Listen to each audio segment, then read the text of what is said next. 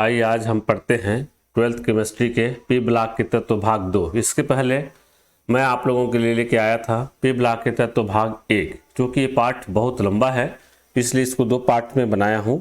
और आज जो हम देखेंगे 16, 17 एवं 18वें समूह के वर्ग के तत्व, जिसमें 16वें समूह के तत्व को कैल्कोजन, 17वें समूह के तत्व हैलोजन और 18वें समूह के तत्व उत्कृष्ट तत्व या उत्कृष्ट गैस के नाम से जाना जाता है। और कुछ प्रश्न भी है, जैसे H2O द्रव है जबकि H2S गैस होता है क्यों, हैलोजन रंगीन होते हैं क्यों, इस प्रकार से और छोटे छोटे महत्वपूर्ण प्रश्न जो है देखा जाएगा। उम्मीद है ये पार्ट आप लोगों के लिए जो है बहुत ही लाभदायक होगा। तो अगर आप पार्ट 1 का नहीं देखे होंगे वीडियो तो देख लेंगे, इसके बाद ये भाग 2 है, आपको समझ में आएगा। और ये 2021 के सिलेबस को देखते हुए पाठ्यक्रम को बनाया गया है। देखते हैं समूह 16 के तत्व का। सबसे पहले इलेक्ट्रॉनिक विन्यास देखते हैं। ये समूह 16 तत्व है। तो 16वें जो वर्ग के तत्व के बाह्यतम कोश में 6 इलेक्ट्रॉन होते हैं और इस वर्ग के तत्वों का सामान्य इलेक्ट्रॉनिक विन्यास NH2Np4 होता है। तो देखिए बाह्यतम इलेक्ट्रॉनिक विन्यास, दोनों इलेक्ट्रॉन को जोड़ोगे आप 2, 4, 6 होता है, तो बाह्यतम कोश में 6 इलेक्ट्रॉन होते हैं। और चूंकि इनके जो अंतिम इलेक्ट्रॉन p कोश में भरता है इसलिए p ऑर्बिटल के ही तत्व हैं। ये देखिए हम तत्व का नाम लिख दिए, oxygen, sulphur, selenium, tellurium, polonium, जिनका परमाणु क्रमांक 8, 16, 34, 52 और 84 है। अगर आपको ऑक्सीजन का परमाणु क्रमांक पता है और उन्हें तत्व का नाम पता है तो आप जो इसको याद कर सकते हैं। तो परमाणु क्रमांक कैसे निकालते हैं, आप मैजिक ट्रिक से निकाल सकते हैं। अच्छा, इसको याद करने के लिए ट्रिक है, जैसे ओवर, इसको ओवर बोल दो, इसको सवारी बोल दो, इसको से बोल दो, इसको टैक्सी बोल दो, इसको पंचर। तो भी ओवर, सवारी से टैक्सी, पंचर करोगे तो इस समूह का नाम तत्व आप याद कर लो। ओवर से ऑक्सीजन, सल्फर से सल्फर, है ना, ओवर सवारी से सल्फर, से सेलेनियम और टैक्सी मतलब टेल्यूरियम और पंचर मतलब पोलोनियम बोल सकते हो। परमाणु क्रमांक 8, देखिए इसमें जादुई संख्या बता रहा हूँ, 8 में 8 जोड़ दो 16 हो जाएगा। तो इसे परमाणु क्रमांक मिल गया। फिर 18 जोड़ दोगे तो 16 और 18 34 हो जाता है। फिर टेल्यूरियम का निकालना है तो सेलेनियम वाले में 18 जोड़ दो 52 आ जाएगा। और जब पोलोनियम का निकालना है तो टेल्यूरियम के जो परमाणु क्रमांक 52 है उसमें यहाँ पे 32 जोड़ दो 84 आ जाएगा। तो इस प्रकार से आप जादुई ट्रिक से जो है इनका परमाणु क्रमांक निकाल सकते हैं। और इलेक्ट्रॉनिक विन्यास इस प्रकार से लिख सकते हो आप, चूंकि हीलियम के बाद आता है ऑक्सीजन इसलिए ये लिख के 2s2p4 होगा। नियान के बाद सल्फर आता है तो 3s2p4 लिख दो, उसको नियान को लिख के। आर्गन के बाद आता है तो आर्गन लिख के, आर्गन मतलब लिख दे, मतलब इसका इलेक्ट्रॉनिक विन्यास है अक्रिय गैस का, बाह्यतम कोश तक पूर्ण भरा रहेगा नियम। फिर 3d10 आ जाता है 4s2 4p4। फिर क्रिप्टॉन का लिख के जो है टेल्यूरियम के लिए 4d10 5s2 5p4 होगा। इसी प्रकार पोलोनियम का जेनान लिख करके 4f14 5d10 6s2 6p4। तो देखिए इनका बाह्यतम कोश का जो मैं बोल रहा था NH2p4 होता है, हरा कलर में जो दिखाया गया है बाह्यतम इलेक्ट्रॉनिक विन्यास ये होता है, सब समान है। और इनकी जो भौतिक अवस्था की बात करें तो इसमें आपको कुछ देखने के लिए मिल रहा है। देखिए ऑक्सीजन ही एक ऐसा तत्व है जो गैस है, बाकी सभी ठोस अवस्था में पाए जाते हैं। परमाणु और आयनिक त्रिज्या, इनकी आवर्तिता भौतिक परमाणु गुण की बात करें तो परमाणु और आयनिक त्रिज्या, तो वर्ग में ऊपर से नीचे जाने पर तत्वों के परमाणिक और आयनिक त्रिज्या या आकार जो है क्रमशः बढ़ता जाता है, क्योंकि कोश की संख्या बढ़ती है। और हम इसको देखते भी आ रहे हैं, विभिन्न समूह में हम देखते आए हैं कि जब समूह में ऊपर से नीचे जाते हैं तो कोश की संख्या बढ़ती है और परमाणु आकार बढ़ती है। आयन की बात करें तो आयनिक त्रिज्या होती है उसमें, तो आयनों की त्रिज्या भी बढ़ती है। सभी समूह में इसी प्रकार का गुण देखने के लिए मिलता है और इसको हमने इसको बढ़ते क्रम में लिखा भी है। ये देखिए आप मान को भी देख लीजिए, ऑक्सीजन का 0.74, सल्फर का 1.04, सेलेनियम 1.17, टेल्यूरियम 1.37, पोलोनियम 1.52 आर्मस्ट्रांग। ठीक है, तो पहला जो है इसमें परमाणु त्रिज्या, फिर सेकंड में जो है आयनिक त्रिज्या को बताया गया है। आयनन एंथैल्पी, वर्ग में ऊपर से नीचे जाने पर तत्वों के परमाणु क्रमांक, परमाणु आकार चूंकि बढ़ता है और परमाणु आकार बढ़ने के कारण आयनन एंथैल्पी का मान कम होते जाता है, क्योंकि परमाणु आकार बढ़ने से नाभिकीय आकर्षण बल कम पड़ जाता है, नाभिक से बाह्यतम इलेक्ट्रॉन की दूरी जो है बढ़ जाती है और आसानी से इलेक्ट्रॉन जो है निकल जाता है। तो देखिए इसका घटता क्रम है, आयनन एंथैल्पी का ऑक्सीजन का अधिक होगा और सबसे कम पोलोनियम का होगा। इलेक्ट्रॉन लब्धि एंथैल्पी, इलेक्ट्रॉन बंधुता जिसको बोलते हैं, तो वर्ग में ऊपर से नीचे जाने पर परमाणु आकार बढ़ने के कारण इलेक्ट्रॉन लब्धि एंथैल्पी का मान कम हो जाता है। परमाणु आकार बढ़ेगा तो इलेक्ट्रॉन ग्रहण करने की क्षमता दूर हो जाती है, क्योंकि नाभिकीय आकर्षण बल भी कम हो रहा है। परमाणु आकार बढ़ रहा है मतलब सीधा सीधी बात है कि नाभिकीय आकर्षण कम हो रहा है। नाभिकीय आकर्षण कम है तो इलेक्ट्रॉन को ग्रहण करने की प्रवृत्ति कम होगी, और इस प्रकार से इलेक्ट्रॉन लब्धि एंथैल्पी का मान जो है दिखाया गया है। लेकिन यहाँ पे देखिए रेड कलर में मैं सल्फर को बताया हूं, है ना। तो सल्फर का जो इलेक्ट्रॉन लब्धि एंथैल्पी है ये जो है ज्यादा होता है ऑक्सीजन से, यहाँ पे, है ना। और उसके बाद फिर जो है कम होते जा रहा है। नहीं तो सामान्य हम नियम में क्या पढ़ते हैं, समूह में ऊपर से नीचे जाते हैं तो इलेक्ट्रॉन एंथैल्पी, इलेक्ट्रॉन लब्धि एंथैल्पी या इलेक्ट्रॉन बंधुता कम होता है, तो सल्फर का ज्यादा होता है, ऑक्सीजन का यहाँ पे कम होता है।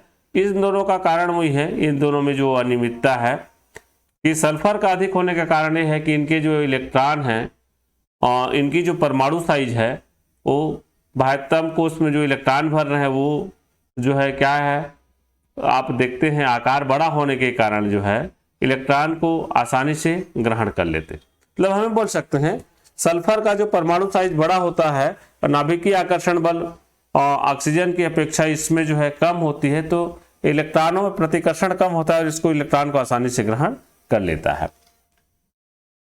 ये देखिए अपवाद मैं उसी का डिटेल कर दिया हूं। ऑक्सीजन की सल्फर से कम ऋणात्मक इलेक्ट्रॉन लब्धि एंथैल्पी होती है, क्योंकि ऑक्सीजन का आकार छोटा होने के कारण इलेक्ट्रॉन घनत्व अधिक होता है, अतः आने वाला इलेक्ट्रॉन प्रतिकर्षित होता है। ऑक्सीजन की बात होगी। और सल्फर में क्या होता है, ऑक्सीजन के बजाय सल्फर की जो आकार है बड़ा होगा और उसमें इलेक्ट्रॉन घनत्व भी कम होगा ऑक्सीजन की तुलना में, इसलिए इलेक्ट्रॉन को ये कम प्रतिकर्षित करती है। अतः सल्फर का जो है इलेक्ट्रॉन बंधुता अधिक होता है। ये ठीक उस प्रकार से जिस प्रकार से फ्लोरीन और क्लोरीन की बात करते हैं। फ्लोरीन वैसे क्लोरीन की इलेक्ट्रॉन बंधुता देखें जो सर्वाधिक होती है आवर्त सारणी में, जब हम आगे पढ़ेंगे, जब हैलोजन तत्व पढ़ेंगे। तो विद्युत ऋणात्मकता, वर्ग में ऊपर से नीचे जाने पर विद्युत ऋणात्मकता का मान क्रमशः घटता जाता है, कम होते जाता है। और कारण वही है, समूह में ऊपर से नीचे जाते हैं तो परमाणु आकार बढ़ते जाता है। ये देखिए इनका मान दिया गया है, सीधा जो है कट हो जा रहा है, कट नहीं करना इसको। परमाणु आकार जो है बढ़ने के साथ साथ देख रहे हैं हम लोग यहाँ पे विद्युत ऋणता का मान दिया गया है जो कि कम होते जा रहा है। उसे लगभग सभी आवर्त में यही होता है नोट। लेकिन फ्लोरीन के बाद जो ऑक्सीजन है इसकी विद्युत ऋणता अधिक होती है, तो सबसे अधिक विद्युत ऋणता किसकी है, 3.5 ऑक्सीजन की होती है। आवर्त सारणी की बात की गई है इसमें, आवर्त सारणी में जो तत्व है उसके बारे में बता रहा है कि फ्लोरीन के बाद अधिक ऋण विद्युतता वाला तत्व ऑक्सीजन होता है।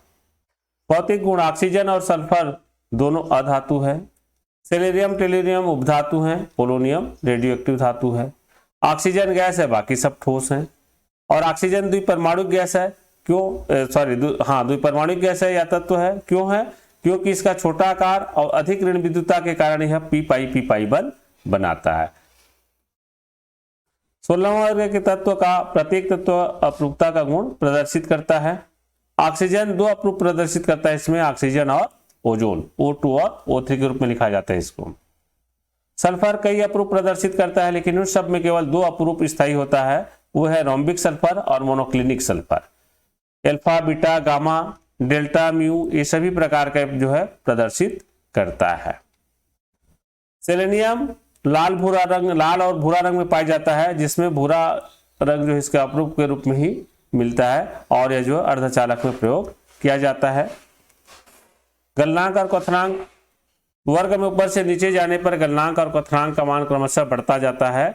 पोलोनियम का टेलुरियम से कम होता है, क्योंकि इनमें परमाणु के मध्य दुर्बल बंध अर्थात अक्रिय प्रभाव होता है। जैसे कि अन्य समूह में हम देखते आ रहे हैं कि अंतिम वाला तत्व देखते हैं तो अंतिम वाले तत्व का जो है यहाँ पे गलनांक और क्वथनांक जो है मान जो है कम हो जाता है। इसका कारण ये पोलोनियम अक्रिय में प्रभाव प्रदर्शित करता है। पोलोनियम प्रदर्शित करता है मतलब इनके बाह्यतम कोश के जो एनएस इलेक्ट्रॉन हैं, एस ऑर्बिटल के इलेक्ट्रॉन बंध बनाने में भाग नहीं लेते हैं, अक्रियता प्रदर्शित करते हैं।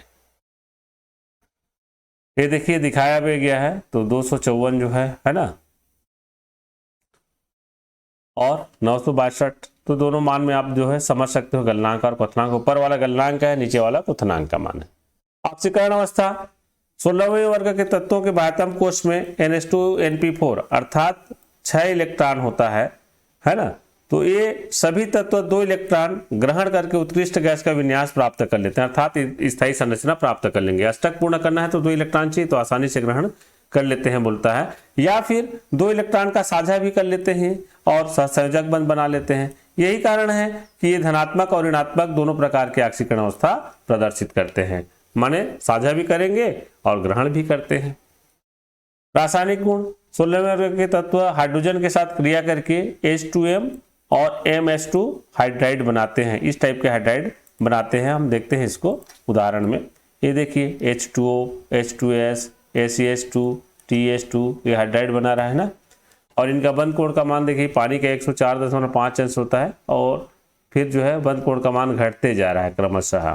तो हाइड्राइड में बंध कोण का मान सर्वाधिक होता है कौन सा हाइड्राइड का? ऑक्सीजन के हाइड्राइड का, जिसको जल के नाम से जाना जाता है।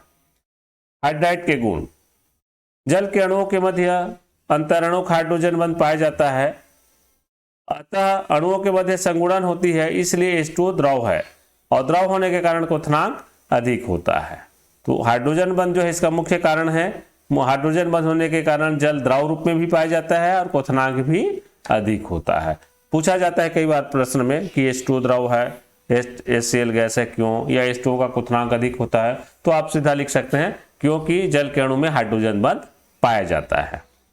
और संरचना को बना देना, ये देखिए ये संरचना है H2O, तो ये H2O का, तो पहले पानी का ऑक्सीजन और दूसरे पानी का हाइड्रोजन जो है इसके मध्य में बंध बना हुआ है डॉटेड लाइन से, ये हाइड्रोजन बंध है।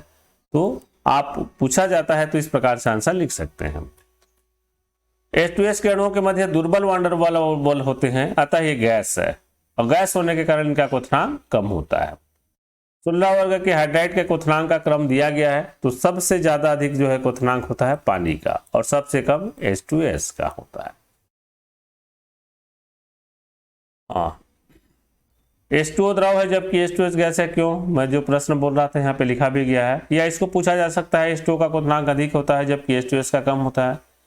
तो इसका आंसर हो जाएगा जल के अणुओं के मध्य हाइड्रोजन बंध होता है, अतः यह द्रव है। अंतरणुक हाइड्रोजन बंध पाया जाता है ना, अपने ही अणुओं के मध्य में ये हाइड्रोजन बंध बनाता है।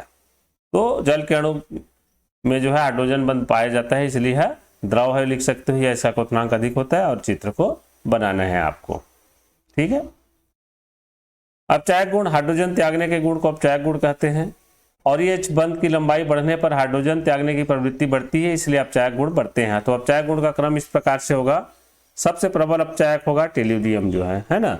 ऑक्सीजन कम होगा, फिर सल्फर उससे अधिक होगा, सल्फर से अधिक सेलेनियम, ऊपर से नीचे में हम जा रहे हैं तो अपचायक गुण का मान बढ़ते जा रहा है। वर्ग में ऊपर से नीचे जाने पर अपचायक गुण की क्षमता बढ़ती है। और तापीय स्थायित्व की बात करें तो ये बंध की लंबाई बढ़ने पर बंध वियोजन ऊर्जा कम होती है, जिससे तापीय स्थायित्व कम होता है। और तापीय स्थायित्व का घटता क्रम इस प्रकार से हो जाएगा, H2O से जो है फिर तापीय स्थायित्व कम होगा H2S का, फिर सेलेनियम वाले का ये टेल्यूरियम हो जाएगा। तो इस प्रकार से देख रहे हैं तापीय स्थायित्व घटता है और ये मान भी दिया गया है। अम्लीय गुण, हाइड्रोजन आयन या त्यागने के गुण को अम्लीय गुण करेंगे कहते हैं।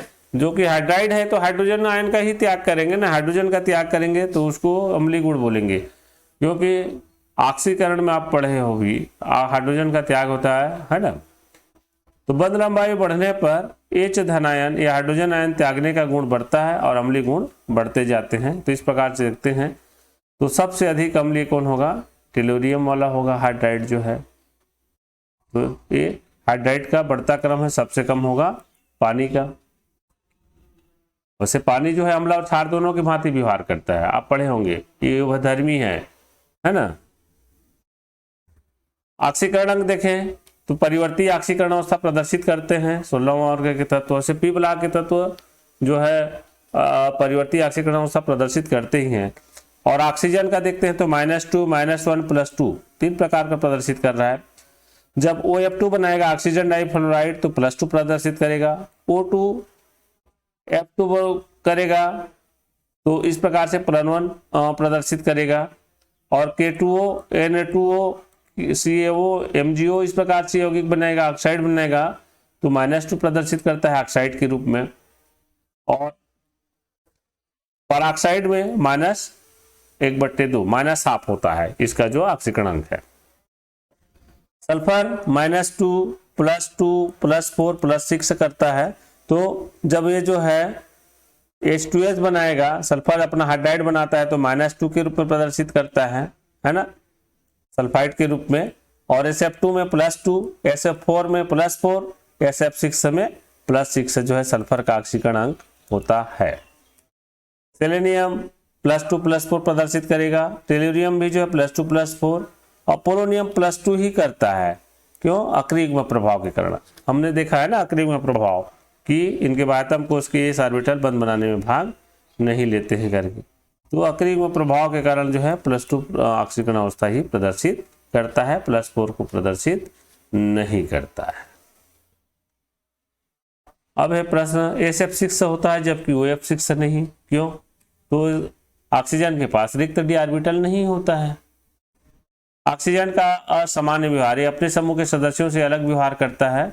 तो पहला, इनका परमाणु आकार सबसे छोटा होता है, इनका ऋण विद्युता अधिक है अपने समूह के तत्वों में, और डी ऑर्बिटल का अभाव है इनके पास, रिक्त डी ऑर्बिटल की कमी है, और पी पाई बंध बनाता है। इस कारण इनका असामान्य व्यवहार है, अलग व्यवहार करता है।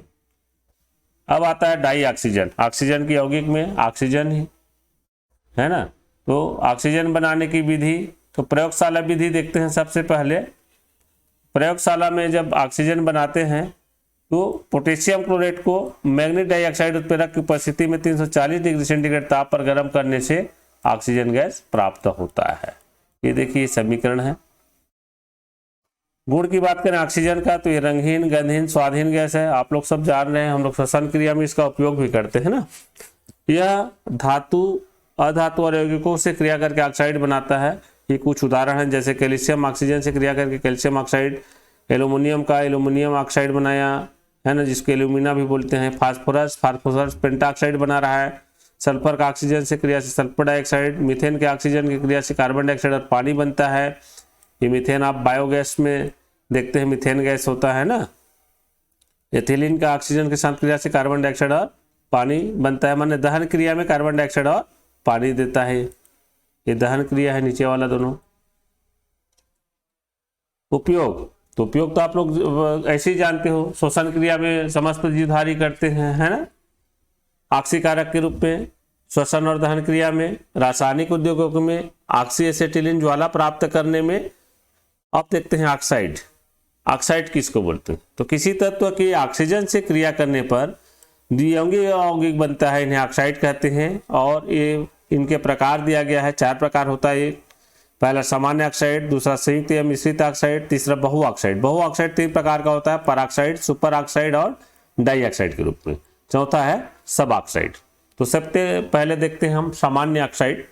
यह संयोजकता के नियमों का पालन करता है, जैसे CaO, MgO है ना, Na2O। मतलब यहाँ पे देखो, ये ऑक्सीजन की संयोजकता 2 होती है तो यहाँ पे 2 लिखा गया।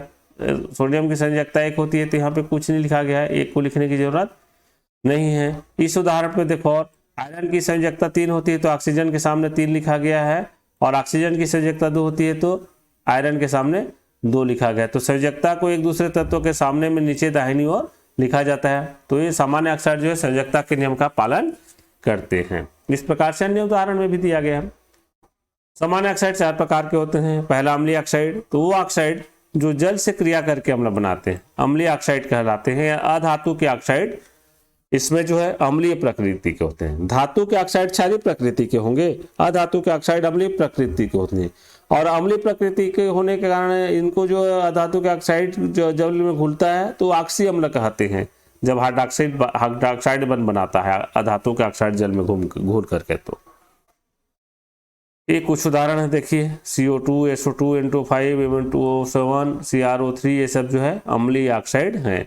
और इनके ऑक्साइड के पानी के साथ में देखिए कार्बोनिक अम्ल बना रहा है, सल्फर है ना, सल्फाइड जो है पानी के साथ सल्फ्यूरिक एसिड बना रहा है। सारी ऑक्साइड जल से क्रिया करके क्षार बनाते हैं, नाम से पता चल रहा है। और धातु के ऑक्साइड होते हैं ये देखिए calcium oxide, magnesium oxide, Na2O, ये सब जो है क्षार है ना। और इनके जो पानी के साथ में इनका ऑक्साइड जो है ये क्षारीय बना रहे हैं, क्षार बना रहे हैं। कैल्शियम ऑक्साइड भी जो है कैल्शियम हाइड्रोक्साइड के रूप में क्षार बना रहा है। उदासीन ऑक्साइड जल से कोई क्रिया नहीं करेगा, जैसे कार्बन मोनोऑक्साइड है ना, नाइट्रिक ऑक्साइड है, N2O है। उभयधर्मी ऑक्साइड, अब नाम से पता चल रहा है उभयधर्मी, जो कि अम्ल क्षार दोनों से क्रिया कर लेता है, जैसे एल्यूमिना है। एल्यूमिना जो है उभयधर्मी है, लेकिन अम्ल से क्रिया करके एल्यूमिनियम क्लोराइड दे रहा है, तो क्षार से क्रिया करके जो है सोडियम एल्यूमिनेट बना रहा है। संयुक्त या मिश्रित ऑक्साइड इस संयोजकता के नियमों का पालन नहीं करता है, जैसे iron oxide, lead oxide. Ozone देखें आप, ओजोन माने होता है दुर्गंध, है ना। तो ये देखिए एक चित्र दिया गया है, हमारा जो है पूरे सभी मंडल को प्रदर्शित किया गया है इसमें। तो हम स्टार्ट करें पृथ्वी से, तो पृथ्वी के जो 18 किलोमीटर की ऊंचाई की आप जाओगे, फिर जो है क्षोभ मंडल मिलेगा, समताप मंडल, मध्य मंडल, आयन मंडल, है ना। इस प्रकार से इसको विभक्त किया गया है। तो जब पृथ्वी से जो 18 किलोमीटर की दूरी है जो लिखा गया है ना, जो क्षोभ मंडल है हमारा पृथ्वी वाला जो भाग है, जैसे ही 18 किलोमीटर की दूरी पे जाते हैं तो यहाँ तक की जो दूरी है 18 किलोमीटर तक इस क्षोभ मंडल में, है ना। ये पृथ्वी आपको नीचे दिखाया गया है, देखिए ये जो है पृथ्वी का एरिया है, ये ग्रीन वाला भाग। तो पृथ्वी के ऊपर जहाँ पे बादल वगैरह बनता है, वायुमंडलीय घटनाएं होती हैं, यहाँ पे घनत्व अधिक होता है और ग्रीन हाउस प्रभाव यहीं से काम करता है बदली के कारण। तो 18 किलोमीटर दूरी की स्थित पर जो है एक परत है, उसको बोला जाता है क्या, ओजोन परत, ठीक है। और उसके वाला ऊपर में जाओगे,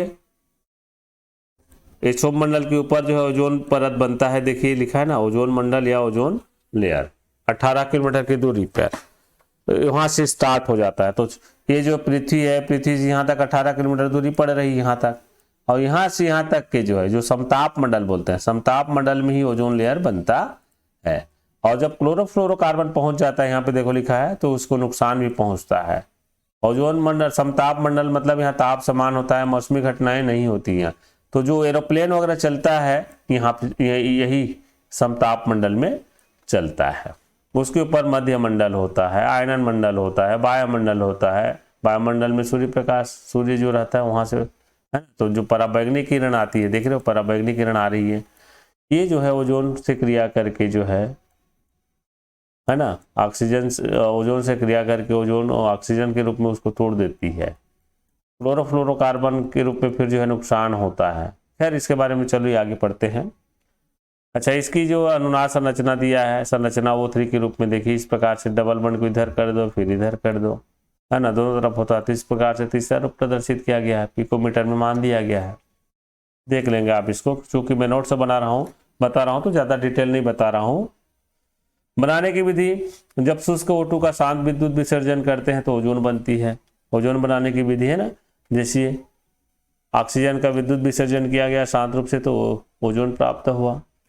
दूसरा विधि होता है वायुमंडल में ओजोन का निर्माण अल्ट्रावायलेट किरणों की उपस्थिति के कारण होता है। तो समीकरण को हम इस प्रकार से लिख सकते हैं, देखिए ऑक्सीजन से O3। एक्चुअल में वो होता क्या है इसमें, ये जो पराबैंगनी किरण की उपस्थिति में जो है ओजोन का निर्माण होता है। चलिए आपको आगे बता देता हूँ, ये अगला स्क्रीन में देखिए।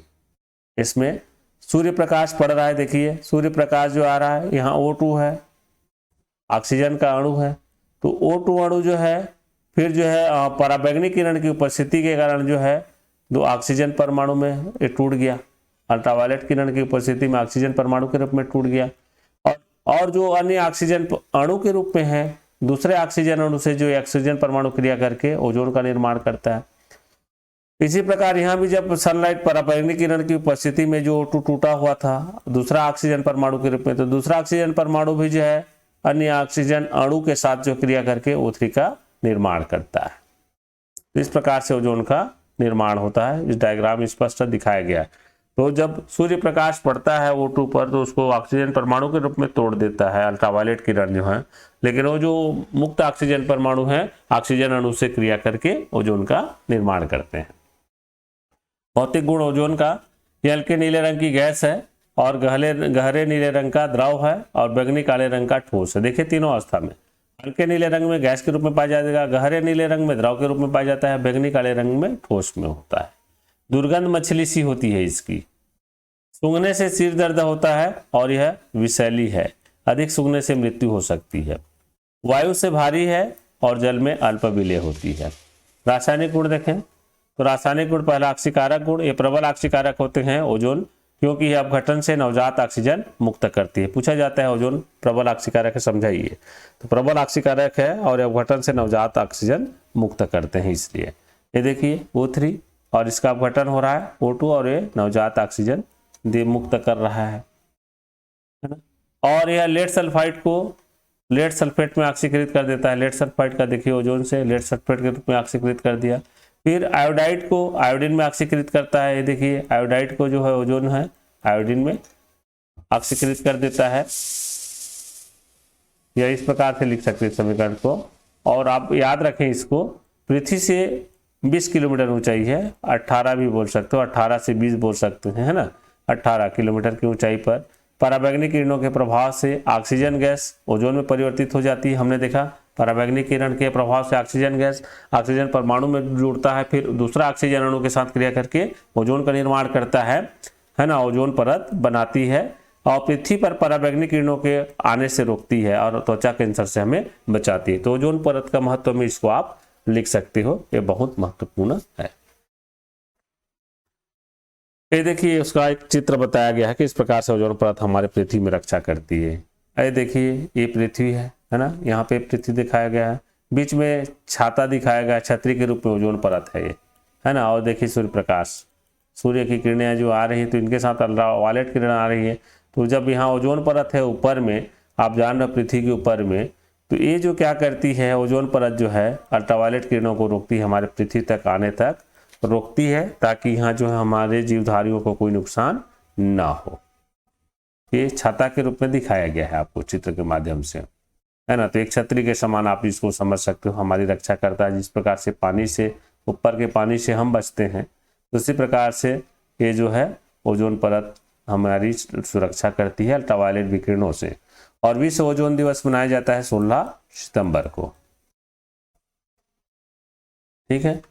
विरंजक गुण, ओजोन एक प्रबल ऑक्सीकारक है, जैसे हमने अभी चर्चा किया था, और यह विरंजक पदार्थ भी है। यह हाथी दांत, स्टार्च, पत्तियों आदि का रंग उड़ा देती है और विरंजन ऑक्सीकरण द्वारा होने के कारण स्थायी होता है। तो ओजोन का विरंजन जो है स्थायी होता है। देखिए विरंजक गुण आप तीन लोग पढ़ो, तीन चीज का हम पढ़ते हैं बारी में जो है ना, ओजोन का और क्लोरीन का पढ़ेंगे आगे, ठीक है, और सल्फर डाइऑक्साइड का वो भी पढ़ेंगे। तो तीनों महत्वपूर्ण रहता है प्रश्न विरंजन वाला में। तो इसमें सल्फर डाइऑक्साइड एक ऐसा आपको ऑक्सीकारक मिलेगा जो कि विरंजन उसका अस्थायी होता है क्योंकि अपचयन द्वारा होता है, और ओजोन और क्लोरीन का विरंजन स्थायी होता है क्योंकि ऑक्सीकरण द्वारा होता है। तो इन अंतरों को आपको याद रखना होगा। ये देखिए O3 का O2 है ना, यहाँ पे हम क्या ऑक्सीकारक के रूप में प्रदर्शित कर रहे हैं, इसका अपघटन हो रहा है किसमें, ऑक्सीजन परमाणु के रूप में। फिर ये जो नवजात ऑक्सीजन आया, नवजात ऑक्सीजन रंगीन पदार्थ को मिल करके जो उसको रंग उड़ा देता है और रंगीन पदार्थ में परिवर्तित कर देता है। तो ये स्थायी है, ऑक्सीकरण द्वारा हो रहा है। देखिए O2 का योग हो रहा है ना। नोट, जेट विमान से निकलने वाले धुएं में NO उपस्थित होता है। नाइट्रिक ऑक्साइड ये ओजोन से क्रिया कर लेता है इस प्रकार से और NO2 बना लेता है। फ्रेयान, जिसको क्लोरोफ्लोरोकार्बन बोलते हैं, का उपयोग प्रशीतक और एरोसॉल के रूप में किया जाता है। फ्रेयान ओजोन परत का क्षय करते हैं। क्लोरोफ्लोरोकार्बन CFC भी जिसको बोला जाता है, तो ये जो है वर्तमान में जो है ओजोन परत का क्षय करते हैं, जो हमारे लिए नुकसानदेह है। उपयोग, ओजोन का उपयोग है प्रशीतक के रूप में, विरंजन के रूप में, कीटाणुनाशी में, बनावटी रेशम और कपूर बनाने में, खाद्य पदार्थों के परिरक्षण में। सल्फर, तो सल्फर के अपरूप देखें सीधा ए सेट के रूप में पाया जाता है। ये विषम लंबाक्ष और एक नताक्ष सल्फर को लिया हूं मैं। इसमें रोम्बिक सल्फर जिसको अल्फा गंधक बोलते हैं, अमोनोक्लिनिक जो कि बीटा गंधक है, ये दोनों ही स्थायी मिलते हैं ना, तो इसी में हम अंतर देख रहे हैं। अल्फा गंधक का घनत्व 2.06 होता है और बीटा गंधक का इससे कम 1.98 होता है। अल्फा गंधक का गलनांक 385.8 के है, अधिक है, जबकि बीटा का कम होता है गलनांक जो है। अल्फा गंधक जो है 369 केल्विन से कम ताप पर अधिक स्थायी होता है, जबकि जो है बीटा गंधक इससे अधिक ताप पर स्थायी होता है। अल्फा गंधक पीले रंग का क्रिस्टली पदार्थ है जो घरों में मिलता है। गंधक जो आप देखने के लिए वो पीले रंग का होता है, यही अल्फा गंधक होती है। और बीटा गंधक रंगीन सुई के समान क्रिस्टल होते हैं। गंधक के दोनों अपरूप 369 केल्विन पर एक दूसरे में साम्य अवस्था में रहते हैं और इस ताप को संक्रमण ताप कहते हैं। तो जिस ताप पर गंधक के दोनों अपरूप साम्य अवस्था में रहते हैं वो संक्रमण ताप कहलाता है। दोनों अपरूप जल में अविलेय लेकिन कार्बन डाइऑक्साइड में विलेय होते हैं। विलेय लिख गया है ना यहाँ पे, आप जो इसको विलेय लिखेंगे। अब ए सेट की संरचना कीरी कटार होती है, देखिए इस प्रकार से 8 सल्फर अणु है, ए सेट के रूप में लिखा जाता है ना, तो ये संरचना आप जो है बना सकते हैं। ठीक है, मैं आपको नोट से बता रहा हूं इसलिए समझा नहीं रहा हूं ना, आप नोट से बनाएंगे इस प्रकार से। कीरी कटार क्राउन शेप। वाष्प अवस्था में गंधक अनुचुंबकीय होती है क्यों, एक प्रश्न बनता है। आप जो पढ़ा रहा हूं उसको भी पढ़ेंगे ना, और कुछ चेष्टा टाइप के प्रश्न लग रहा है उसको भी बता रहा हूं, आप इसको पढ़ेंगे। वाष्प अवस्था में गंधक का अणुसूत्र H2 होता है, देखिए H2, लेकिन जो कि O2 अणु के समान है, और इसमें अणु कक्षक में जो है अगमित इलेक्ट्रॉन होते हैं। तो अगमित इलेक्ट्रॉन होने के कारण वाष्प अवस्था में अनुचुंबकीय होता है। देखिए किसी भी पदार्थ का पूछता है आयन का अनुचुंबकीय क्यों है, तो आप आंख बंद करके लिख सकते हैं कि उनके कक्षकों में अगमित इलेक्ट्रॉन होते हैं। तो अगमित इलेक्ट्रॉन होगा तो फिर जो अनुचुंबकीय होगा। सल्फर का उपयोग सल्फा औषधियों में, कवकनाशी और कीटनाशी में, रबर के वल्कनीकरण में, विस्फोटक तथा आतिशबाजी में। अब देखते हैं सल्फर के यौगिक, तो SO2 और H2SO4 होता है। ठीक है, तो H2SO4 को इस साल सिलेबस से हटा दिया गया है। SO2 के बारे में हम पढ़ेंगे, सल्फर डाइऑक्साइड के बारे में। ठीक है, तो इसकी बनाने की विधि प्रयोगशाला विधि पूछा जाता है कभी कभी, तो देखते हैं। प्रयोगशाला में सल्फर डाइऑक्साइड गैस बनाना होता है तो कॉपर धातु की छीलन को सांद्र सल्फ्यूरिक अम्ल के साथ गर्म करके बनाई जाती है। कॉपर देखिए सल्फ्यूरिक अम्ल के साथ इसको क्या है गर्म करेंगे, गर्म करने से हमको सल्फर डाइऑक्साइड प्राप्त होती है। इस प्रकार से प्रयोगशाला में सल्फर डाइऑक्साइड बनाई जाती है। दूसरा विधि है सल्फर का ऑक्सीजन की उपस्थिति में जलाते हैं तो सल्फर डाइऑक्साइड बनता है। सोडियम सल्फाइड की क्रिया सांद्र सल्फ्यूरिक अम्ल से क्या करने पर भी जो है ये सोडियम सल्फाइड हो गया है ना, ये टमाटर के टैग करना है इसको, सोडियम सल्फाइड पढ़ेंगे इसको। तो सोडियम सल्फाइड सल्फ्यूरिक अम्ल की क्रिया से जो है ये सल्फर डाइऑक्साइड बनाता है। आयरन पायराइड को O2 के साथ गर्म करने पर भी सल्फर डाइऑक्साइड बन रहा है। इसके गुण सल्फर डाइऑक्साइड के, तो ये रंगीन तीक्ष्ण गंधयुक्त दम घुटने वाली गैस है। ये अम्लीय ऑक्साइड होता है, जल से क्रिया करता है तो जल में विलय होकर के जो है H2SO3 बनाता है। क्षार से क्रिया करके सोडियम सल्फाइड बनाता है, सल्फाइड होगा, ये ड हो गया है सल्फाइड है ना। क्षार से क्रिया करके सोडियम सल्फाइड बनाता है और इसमें और SO2 गैस प्रवाहित किया जाता है और तो सोडियम हाइड्रोजन सल्फाइड बनता है। सोडियम हाइड्रोजन सल्फाइड, जिसको सोडियम बाइसल्फाइड भी पढ़ सकते हैं। ये समीकरण है। क्लोरीन से क्रिया, तो क्लोरीन से क्रिया करके थायोनिल क्लोराइड बना रहा है, देखो SO2Cl2। ऑक्सीजन से क्रिया करके सल्फाइड बना रहा है, सल्फर ट्राइऑक्साइड। अब त्याग गुण, विरंजन गुण इंपॉर्टेंट है, ये पूछा जाता है ना। नमी युक्त SO2 या नमी युक्त सल्फर डाइऑक्साइड, नमी को जल युक्त भी बोल सकते हो ना, जल की मात्रा रहेगी, नमी मात्रा रहेगी, तो नवजात हाइड्रोजन देने के कारण अपचयन द्वारा विरंजन का कार्य करती है जो कि अस्थायी होता है, क्योंकि रंगीन पदार्थ ऑक्सीजन के संपर्क में आके पुनः रंगीन हो जाता है। पुनः रंगीन हो रहा है तो अस्थायी है ना, तो अपचयन के कारण होती है इसलिए अस्थायी होती है इसकी विरंजन गुण। देखिए सल्फर डाइऑक्साइड है, ये नमी ले ली हम, नमी या पानी समझ लो, और ये नवजात हाइड्रोजन दे रहा है। फिर ये नवजात हाइड्रोजन रंगीन पदार्थ के रंग को उड़ा देगा अपचयन द्वारा। ये देखिए रंगीन पदार्थ और हमने हाइड्रोजन, नवजात हाइड्रोजन लिया, रंगीन पदार्थ में परिवर्तित कर दिया, लेकिन ये चूंकि अपचयन द्वारा हो रहा है तो अस्थायी रंगीन पदार्थ पुनः ऑक्सीकृत हो जाता है और रंगीन पदार्थ में बदल जाता है। देखिए रंगीन पदार्थ पुनः ऑक्सीकृत हो गया, O2 के साथ क्रिया कर लिया ऑक्सीजन के साथ और रंगीन पदार्थ में परिवर्तित कर लिया, है ना, हो जाता है। तो इस कारण जो है SO2 द्वारा जो विरंजन की क्रिया होती है अस्थायी होती है। इस अब क्लोरीन के बारे में कभी कभी हम पढ़ेंगे, अभी उसके साथ जोड़ के दे देता है SO2 का विरंजन अस्थायी होता है, क्लोरीन का स्थायी होता है, क्यों? तो SO2 के लिए इसको लिखना, क्लोरीन के बारे में हम आगे पढ़ेंगे उसको लिखना जी, जब दोनों प्रश्न एक साथ जोड़ दिया तो। प्रतिक्लोर किसको बोलते हैं? एंटीक्लोर, एंटीकोर हो गया है, क्लोर CHLOR होगा।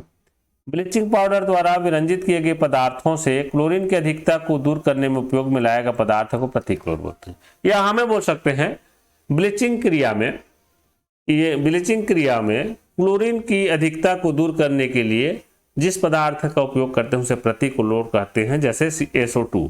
तो SO2 एक अच्छा प्रतिक्लोर है, तो SO2 सल्फर डाइऑक्साइड को हम प्रतिक्लोर कहते हैं। सल्फर डाइऑक्साइड प्रतिक्लोर है क्योंकि यह ब्लीचिंग क्रिया में उपस्थित क्लोरीन की मात्रा को दूर करता है, माने क्लोरीन के रूप में रहने नहीं देता, उसको यौगिक में कन्वर्ट कर देता है। समीकरण से स्पष्ट हो जाएगा, देखिए SO2 है ना, और H2O और ACl2 आपस में क्रिया करते हैं। मतलब मैं इसको ऐसा समझा देता हूं तो आपको समझ में आएगा थोड़ा। H2 और Cl2 नमयुक्त है, क्लोरीन है ब्लीचिंग क्रिया में। अब इसमें सल्फर डाइऑक्साइड गैस प्रवाहित कर दिया गया, तो सल्फर डाइऑक्साइड गैस प्रवाहित कर दिया गया तो क्या हुआ, ये जो Cl है इसके H के साथ में मिल करके HCl बना देता है और यह एक सल्फ्यूरिक अम्ल बन जाता है। तो क्लोरीन की जो मात्रा थी वो जो है क्या हो जाएगी, दूर हो जाएगी, उसको हटा दिया, क्लोरीन को जो है यौगिक के रूप में कन्वर्ट कर दिया सल्फर डाइऑक्साइड, इसलिए वो प्रतिक्लोर है। प्रतिक्लोर माने क्लोरीन को हटाने वाला। ये एक फेरिक आयन को फेरस आयन में अपचयित कर देता है। इस समीकरण से देख रहे हैं, ये जो फेरिक आयन था उसको फेरस आयन में कन्वर्ट कर रहा है। परमैंगनेट आयन को है ना मैंगनीज आयन में अपचयित कर देता है, जिससे बैंगनी रंग गायब हो जाता है और SO2 के परीक्षण में काम में आती है। तो देखिए परमैंगनेट को इसमें मैंगनेट आयन में कर दिया, मैंगनीज Mn2 मैंगनीज आयन में कन्वर्ट कर देती है। और सल्फर डाइऑक्साइड के अनुनाद के कारण दोनों बंध की बंध लंबाई समान होती है। देखिए आपको डिटेल से क्लास में पढ़ाया गया रहता है, पढ़ लिए, मैं केवल यहाँ नोट से बता रहा हूँ आपको, है ना, इससे ज़्यादा डिटेल नहीं बता रहा हूँ। आप समीकरण को नोट कर लेंगे, आप पढ़ चुके हैं। अब आक्सीकारक गुण देखें, तो ये आक्सीकारक गुण, सल्फर डाइऑक्साइड अनेक क्रियाओं में आक्सीकारक का भी कार्य करती है। अपचायक तो है, साथ में आक्सीकारक भी है। तो जैसे H2S का सल्फर में आक्सीकरण कर देता है, ये देखिए, है ना, आक्सीकरण कर दिया सल्फर का। इसी प्रकार से आयरन का फेरस ऑक्साइड में ऑक्सीकरण कर दिया, ये केवल आयरन था, तो बना दिया फेरस ऑक्साइड के रूप में आ गया। ठीक है, तो यहाँ पे ऑक्सीजन का योग हो गया, पहले वाले में हाइड्रोजन का त्याग हो गया, ऑक्सीकरण की क्रिया कर रही ना ऑक्सीकारक, तो ऑक्सीकारक में ठीक है। यहाँ पे हम देख रहे हैं आयरन का सल्फर डाइऑक्साइड के ऑक्सीजन को जो है लेके FeO बना लिया। ऑक्सीकारक मतलब इलेक्ट्रॉन ग्रहण कर रहा है ना। SO2 का उपयोग विरंजन क्रिया में हमने देखा। दूसरा, शर्करा और पेट्रोलियम के शोधन में प्रतिक्लोर या एंटीक्लोर के रूप में, द्रव SO2 प्रशीतक के रूप में, कीटाणुनाशी, फंगस नाशक और फलों के परिरक्षण में किया जाता है। सल्फर के ऑक्सी अम्ल देखते हैं, ऑक्सी अम्ल पूछा जाता है। तो ऑक्सी अम्ल आप लोग जानते हो, पढ़ चुके हो कि अधातु जो है OH के साथ में जब बंध बनाता है या अधातु के साथ हाइड्रॉक्सिल बंध बनता है तो उसको हम ऑक्सी अम्ल बोलते हैं, है ना। किसी ऑक्साइड को जब जल में घोलते हैं तो इस प्रकार की स्थिति आती है। तो सल्फर के जो है ऑक्सी अम्ल दिखाया गया है, 7 ऑक्सी अम्ल हैं। सल्फ्यूरस अम्ल H2SO3 +2 ऑक्सीकरण अवस्था होता है। दूसरा H2SO4 सल्फ्यूरिक अम्ल +6 ऑक्सीकरण अवस्था। H2SO5 पर सल्फ्यूरिक अम्ल +6 ऑक्सीकरण अवस्था। H2H2O3 थायोसल्फ्यूरिक अम्ल +2 ऑक्सीकरण अवस्था। फिर H2H2O6 डाइथायोनिक अम्ल +5 ऑक्सीकरण अवस्था। H2H2O7 डाई या पायरोसल्फ्यूरिक अम्ल +6 ऑक्सीकरण अवस्था। H2H2O8 पर ऑक्सी डाइसल्फ्यूरिक अम्ल +6, है ना। अब इनकी संरचना देखें तो इस प्रकार से आप सल्फर अम्ल की, सल्फ्यूरस अम्ल की संरचना बना सकते हैं। आपको नाम के साथ में संरचना याद होना चाहिए, संरचना भी परीक्षा में पूछा जाता है ना। सल्फर के किसी 2 ऑक्सी अम्ल के नाम और संरचना बताइए, ऐसा करके। ये देखिए, ये सल्फ्यूरिक अम्ल का संरचना, ये पर सल्फ्यूरिक अम्ल के लिए संरचना हो गया। ये थायोसल्फ्यूरिक अम्ल की संरचना है। ये जो है डाइथायोनिक सल्फ्यूरिक अम्ल की संरचना है, डाइथानिक अम्ल की। ये पायरोसल्फ्यूरिक अम्ल की संरचना, और ये परऑक्सी डाई सल्फ्यूरिक अम्ल की संरचना। तो इस प्रकार से आप संरचना को बना लेंगे। यहाँ पे ऑक्सीकरण अवस्था वगैरह भी प्रदर्शित किया गया है। इसमें आपकी कौन सा संरचना है क्या है देखिए। तो यहाँ पे ऑक्सीकरण अंग किसका किसका क्या ज्ञात होता है, कैसे निकालते हैं, कौन कौन सा सल्फर का क्या क्या होता है, ये अलग अलग यहाँ पे बताया गया है। अब देखते हैं 17वें वर्ग के तत्व।